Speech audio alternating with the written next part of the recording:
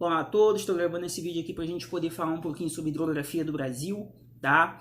Sempre que a gente for pensar em hidrografia, a gente tem que pensar em alguns conceitos relacionados aos rios. O rio é um canal principal que recebe água de vários afluentes, recebe água da chuva e de vários afluentes. Então vamos pensar nos principais conceitos relacionados aos rios.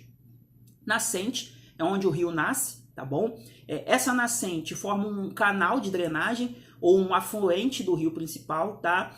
Quando a gente tem um encontro de dois ou mais afluentes, a gente tem uma confluência, tá? Que acaba gerando mais água no rio, ou seja, a vazão do rio aumenta quando tem esse encontro com outros canais, tá? Um outro conceito importante relacionado aos rios são as fozes, ou foz do rio, tá? Essa foz, ela pode ocorrer em duas formas, tá? A foz é um local onde o rio vai encerrar a sua atividade, podemos dizer assim, onde o rio vai morrer, onde ele vai se encontrar com o lago, com o oceano, com o mar, tá? Essa foz, ela pode ser dividida em três partes, mas na verdade são duas principais, que acabam gerando mais confusão ou dificuldade de entendimento. A gente tem a chamada foz em estuário, que é direto, o canal principal está chegando ao mar, se encontra com ele, ali é o encontro e é o final dele, tá? Ali tem a ação da maré, tem formação de manguezal, tá? Então tem todo esse processo, é o canal final se encontrando com o oceano. Essa é a foz em estuário que a gente chama. A gente tem a foz em delta. A foz em delta é o quê? O rio principal está vindo e quando ele chega na parte final dele, ele forma várias ramificações, como se fossem vários canais.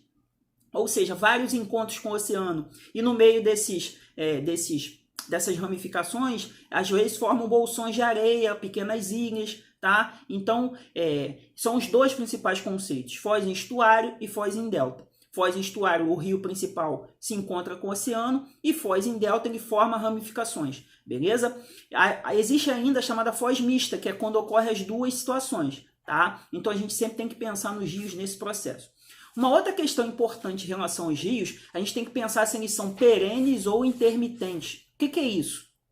Rios perenes são os que sempre têm água, tá? Ou seja, o canal principal sempre está abastecido com água, seja grande ou pouca quantidade de água, mas ele tem água sempre naquele canal. Uma outra situação são os rios intermitentes ou temporários, que eles são muito comuns em áreas secas. Lá no sertão nordestino, esses rios são mais conhecidos, né? Que são chamados rios temporários. Ali só tem água quando está no período de chuvas daquele processo. E quando não está chovendo, ali fica uma situação como se fosse uma grande vala seca, tá bom? Um solo rachado ali por falta d'água. Então esses são os dois principais tipos de rios, tá bom?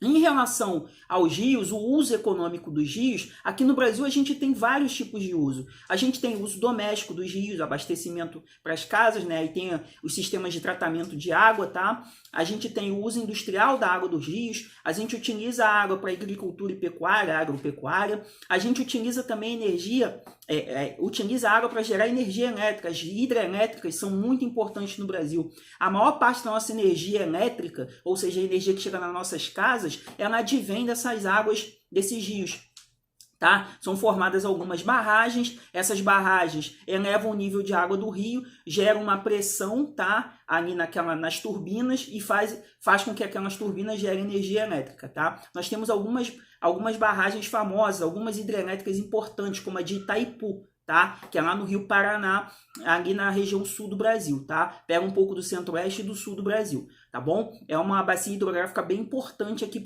para a região brasileira, tá? Que ali é a nossa principal hidrelétrica. Nós temos hidrelétricas no Rio São Francisco, tem algumas sendo construídas na região norte também, tá? Ou seja, tem barragens para tudo que é lado, tá? As barragens às vezes são utilizadas para gerar energia elétrica, às vezes para um sistema de captação de água mesmo para poder fazer tratamento e distribuição para as casas, tá? Mas os rios são importantes nesse processo, tá? Outra situação importante que a gente sempre tem que analisar são as bacias hidrográficas. O Brasil tem várias bacias hidrográficas. Nossa maior bacia hidrográfica é a bacia amazônica, tá? Ela é formada, né, por vários rios. Os dois rios principais que se encontram para formar o Rio Amazonas, que é o rio principal daquela bacia, é o Rio Negro e o Rio Solimões, tá? A origem desse canal é lá na Cordilheira dos Andes, né? As nascentes estão para lá, tá? E eles desaguam, ou seja, a foz dele é lá no Oceano Atlântico. Então a bacia amazônica é a nossa maior bacia. Aqui no Sudeste a gente tem a bacia do Paraná, que é uma bacia importante, tá? Que acaba pegando ali a situação de São Paulo, a questão de São Paulo, tá? Os rios, né, podem ser utilizados também para navegação, né? Nós temos algumas hidrovias, algumas são importantes. Nós temos hidrovia no Rio São Francisco, nós temos no Rio Tietê em São Paulo, Tietê Paraná, né? Ou seja, nós temos áreas que permitem a navegação e elas acabam sendo utilizadas para transporte. Isso é muito importante. Nós temos o rio Tocantins-Araguaia também, que é utilizado para esse processo. E nós temos que pensar que essas bacias hidrográficas, elas são importantes porque essa gestão de recursos hídricos, ela vai tornar alguns locais mais bem abastecidos e alguns locais com dificuldade de água. Por exemplo, o sertão nordestino, a bacia do Rio São Francisco vem sofrendo um processo que a gente chama de transposição das águas, que é o quê? Você desviar o curso do rio para você poder levar água para os locais que não tem. Então, essa gestão dos recursos hídricos é muito importante, tá? Eu vou gravar outros vídeos para a gente continuar falando um pouco sobre hidrografia, tá? Existem alguns conceitos importantes aí que a gente precisa falar, tá? Que é a gestão das águas subterrâneas, tá? A gente tem a questão do aquífero Guarani aqui no Brasil, que é muito importante, tá? Então eu vou gravar outros vídeos aqui para a gente poder continuar falando sobre esse assunto, tá bom? Fiquem com Deus e até a próxima. Estamos juntos.